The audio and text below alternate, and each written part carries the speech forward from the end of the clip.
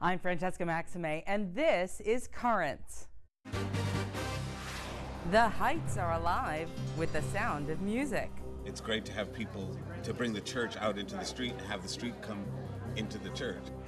Meet the woman behind this neighborhood symphony. People like the social aspect of just being outside of the church walls. And the Pope takes a spill. We'll have the latest.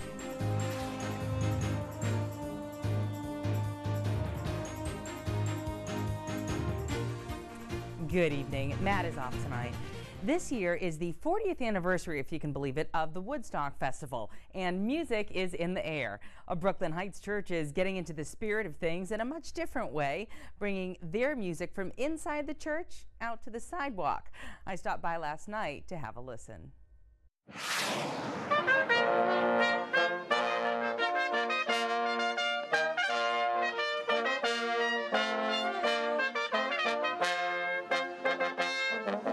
This church, particularly Brooklyn Heights, is a great neighborhood, very historic, and it's really nice to have the crowd out. And the crowd came to the First Presbyterian Church of Brooklyn. From Brooklyn Heights neighbors to regular church congregants, all ears were open to enjoy the New York Brass Choir.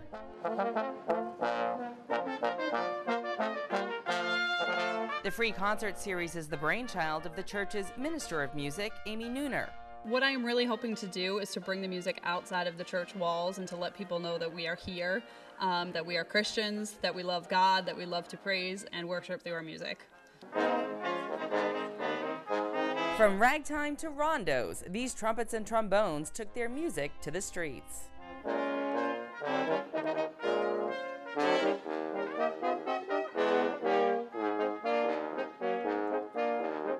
They also engaged the crowd by encouraging a sing-along. Last week we had a lot of people from our church community that came and sang and supported and had a great night. Tonight we only had about 5 people from our own congregation, but so many people from the neighborhood and community. It's exciting, especially as a member of the church. It's great to have people to bring the church out into the street and have the street come into the church. Tell me, you were just walking home tonight? Right. And you heard this, and then what? I stopped immediately. I couldn't believe it because it was just wonderful. And I didn't even know this was taking place here.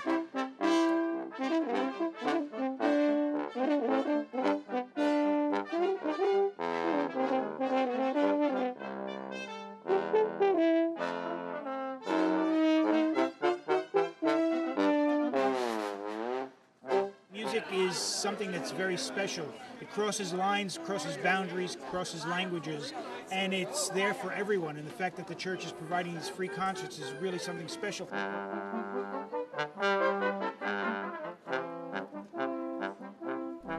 But not everyone's singing its praises. One neighbor complained of noise. I don't think they should be complaining. I think they should be rejoicing. First of all, good live music is always good. I don't think it was obtrusive. But they say they ain't misbehaving, and most people agree. I'm an old lady, okay? Back in 1954, when I was in high school band in Baldwin, Kansas, we played a couple of those. So I was particularly enjoying it because I was reaching back to my roots.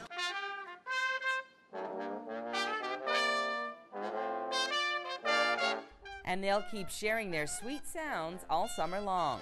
In this economic climate, people need something to be able to go out and enjoy. And a free concert outdoors in their own community is incredible. It's just great.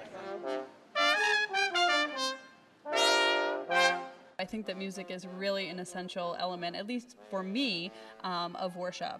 As long as the sound of music floats through the night air. You think you might be back next week? They have guitar. Yeah, I'm counting on it.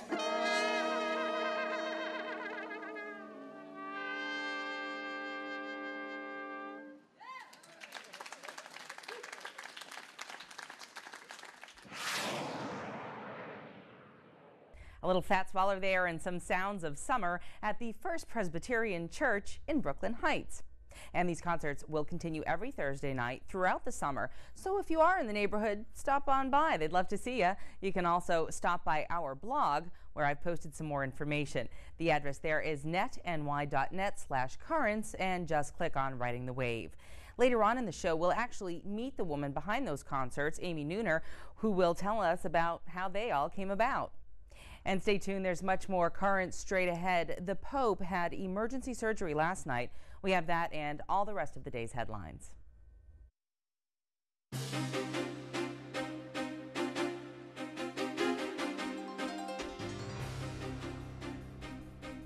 Welcome back to Currents. I'm Francesca Maxime.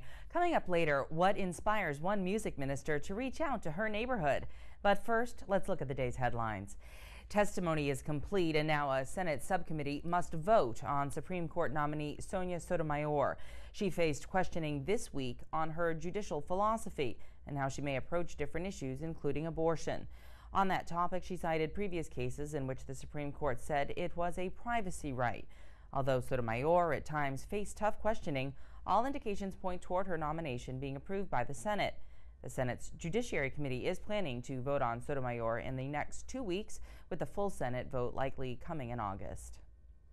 Well, for those who may be headed to Disney World for a summer vacation, there is another attraction in that area.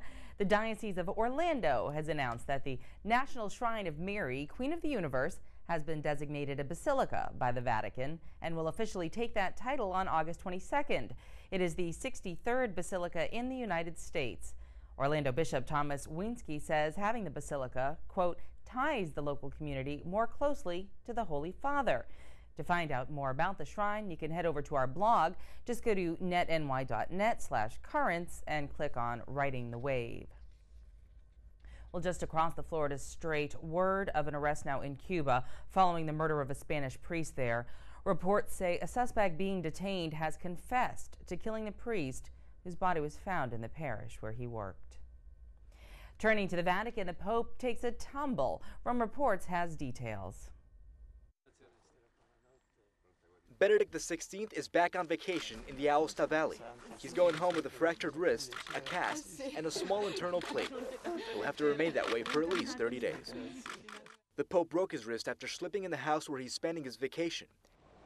However, he still celebrated Mass and had breakfast before going to the hospital. Doctors performed a complete medical checkup and decided to operate using local anesthesia. The Pope asked them to respect the order of patients that were waiting to be treated. Before leaving the hospital, he again thanked the medical staff that treated him. He returned to his house in the Aosta Valley in northern Italy, close to the Alps, where he will continue with his agenda, a lot of rest and a bit of work. The Vatican spokesman says the Pope's fall was not the result of an illness or any medical condition. He says the Pope simply slipped and fell. That's not the first time Pope Benedict XVI has been injured in such a way. Back in 2000, when he was still known as Cardinal Ratzinger, he fell in his bath while on vacation, hurting his head. Well, stay tuned. There's much more Currents straight ahead. Coming up, she raises music to new heights. I feel like it's such a strong thing in this church, and it's kind of what brings the people together, so I thought it would be really important to bring it out also into our neighborhood.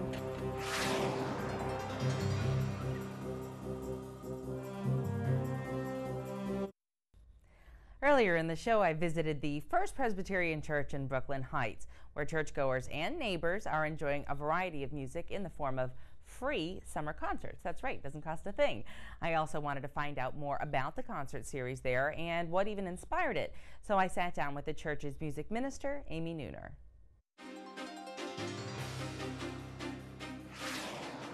Amy, tell me a little bit about the work that you're doing tonight. Francesca, I am the Minister of Music here at First Presbyterian Church. I've been in this position for 9 years, and a couple of years ago I decided to start something during the week rather than just on Sunday mornings, and so I started what's called the Summer Music Series on Thursday evenings. What has that consisted of to date? The first year I had it a little bit more focused on the members of our church. We did it inside of the building. We did some hymn sing-alongs, we did some journaling and some writing of some music, prayer circles, things of that nature. And then last year we kind of bumped it up a little bit in that we had some drumming circles, some more music outside, but not really a concert setting. And this year I've sort of transformed it into more of a concert series on the front steps here of our garden. So tell me a little bit, Amy, about why you're here and what's your mission. Our church slows down a little bit in the summer. A lot of people go away to vacation homes, and Sunday mornings we have a shorter service, and so we wanted to have something during the week for our congregants, and really wanted to also focus on the people in our neighborhood that walk by, that are coming home from work, to sort of let them know that we're here at First Presbyterian Church and that we have a great music program, and to invite them not only to come to our Thursday night programs, but also to come on Sunday mornings. How do the congregants actually get to enjoy it? I mean, the people that are doing the music and whatnot. It's been wonderful so far. The weather has been great. I think that people like the social aspect of just being outside of the church walls. We've been able to showcase some of the great talents of the musicians in our church, and it's a little bit nicer in that other people get to see what we see every morning on Sundays. So what has changed about the way that you've done the music program from last year to this year? Well, last year it was amazing how many people came, particularly to our hymn sing-alongs. We have a trio. Even those is a very old church. We do a lot of more contemporary music. We have a bass player, a drummer, and a pianist. And so for our hymn sings, they've been accompanying us and kind of doing a lot of their own arrangements, which are really kind of fun and new. So last year, we actually had 4 different people join our regular season choir just from walking in to a hymn sing. So I think it's been wonderfully successful. Do you think that you've accomplished your goals in terms of your music program here? I think in some ways I've accomplished exactly what I thought would happen, but I have changed it every single year. Just, I guess, for my own fun. I don't like anything to just continue in the same way every single Thursday. So I've seen it kind of move from maybe 8 congregants the first year, 10 congregants, to last year, maybe 20 people or so. And then this past Thursday was our first one, and we had almost 50 people. So I think that it's really been building, even though it's been changing. So do you see any changes coming out of it? Do you see any differences? All the people in the church are excited about it. I think that it gives them an opportunity to just do something fun and relaxed, and we try to keep a very relaxed atmosphere out here, so everyone's just laughing and having a good time. The kids have a lemonade stand in front, and it's just a little bit different than our more formal church service. What do you think it is about music that helps people connect to their faith? I think that there's something, I say every time, when we sing in service, there's just something that goes so deep within your soul. It's something that you really can't explain. There's a really wonderful, genuine quality when people sing, when they play instruments. And I feel like it's such a strong thing in this church, and it's kind of what brings the people together. So I thought it would be really important to bring it out also into our neighborhood. And out into the neighborhood she did. Amy Neuner, Minister of Music at First Presbyterian Church in Brooklyn Heights. And just a reminder, those concerts happen every Thursday night throughout the summer. And it was so much fun just to be there because the music was great. There was a mix of families, people stopping by on the streets with their strollers. She was beckoning people to come on by and come on in as the brass, were playing. And it really was a fun time. And the weather held out, so that was even an extra added bonus. So they're there every Thursday night. Well, stay tuned. There's much more currents coming up, including our own Natalia Ortiz, and we're going to talk a little bit about the stories that we've covered this week and the stories that we have yet to cover next week. Welcome back to Currents. As we end this week, we wanted to have a look back at all that's happened, what we've seen, and things going on elsewhere. And joining me now for that is our own Natalia Ortiz. Hey, Natalia. Hi there. It's so nice to have you in here. Thank Obviously, you. Matt's off today because he's on vacation. Mm-hmm. But we did have some interesting stories that we kind of covered this week. We did. It's starting with, I think the first one I did on Tuesday was the cheater story. And yes. We both talked about that a I little think bit. that was a great story. I like it because it's in the media. It's all over the place. Obviously, not just celebrities cheat. Everyone, unfortunately, can be exposed to that. So I think that it was a great story, and how that ties into faith and religion and relationships and how to act and what to do. Yeah, one of the things that they had said about that was that you know, you can obviously always see counseling to try to repair something or just sort of figure it out. But also sort of what are the warning signs? What are the stressors going into it? Economic stress, you know, kids stress. That was very helpful, actually, because I never would have linked that. I would have thought, well, you know, they're just attracted to someone else. Right. No. A lot of times. Is, you know, a perfect storm of bad stuff that can kind of set you up, perhaps, to be in a position to then migrate, you know, and go to the dark side, if you will. And that's very interesting because I've heard from a lot of people that sometimes men will cheat with women who are not as attractive as their wives, and you think, well, then what's the point of that? But I guess it goes beyond, you know, just the physical attraction or, you know, the appeal. It's maybe that they're going through other things in their relationship. Something else entirely. And you also had a really fun piece on Wednesday. Went to the movies. Yes, at midnight. The line went around the block. It was great to see people, you know, really intent on doing this. You know, they wanted to see this movie. Is what we're talking about, by the way. Exactly. For those of you who don't know. Right. And so the Harry Potter, you know, it's always, it's not as controversial as what I found. I found that with this movie, a lot of people are more accepting. Even, you know, the church has been a little bit more accepting of it, even though they did give it mixed reviews. But I found a lot of people standing in the lines were the kids, the small kids that back when, you know, 6 years ago, the first movies came out, were small, and everyone was very concerned with how this would impact them. And they were just like, look, I'm 24, I'm fine. You know, it was a story. It's no different than any other movie. And I thought, okay, well, that's interesting to hear. Yeah, and great production values, it looked like in the trailer anyway. Oh, yeah, beautiful. The sound and everything was very, very impressive.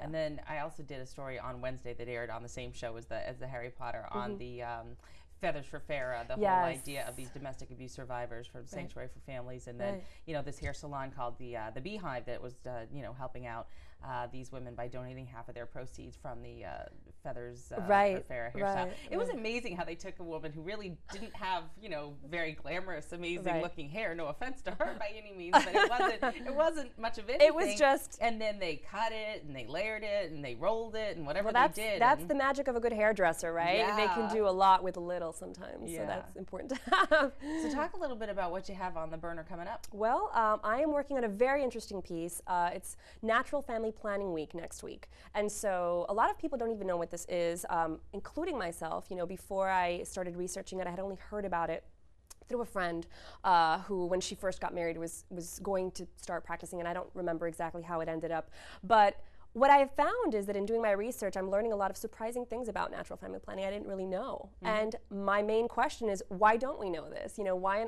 aren't the OBGYNs or, you know, why aren't gynecologists, you know, talking about it? They don't necessarily have to push it if they don't want to, but why aren't they at least putting it in the brochures? Why isn't this an option for women? Yeah, it's not something that you hear talked about too much. You do obviously in circles, you know, initially with, you know, your faith, you know, obviously Catholics will advocate for that method of, you know, getting pregnant and perhaps avoiding pregnancy if necessary. But I have an interview actually coming up tonight that will, it's not going to be airing tonight, but it will be taped tonight that kind of talks about that. So I'll share if I learn anything interesting. Thank you. Please do. With charts and clocks. Charts and temperatures, and I'm thinking, wow, what's so natural about this? You know?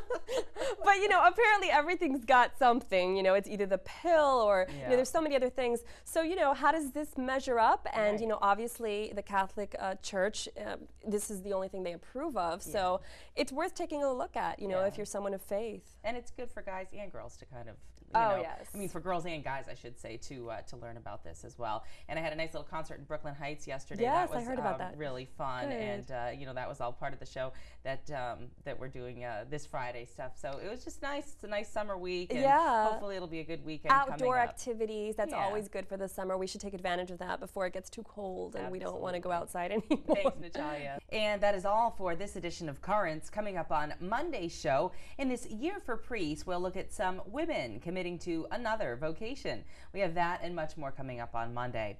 And remember, you can always watch us online. We're at netny.net/currents. We have clips from the show and our blog, Riding the Wave.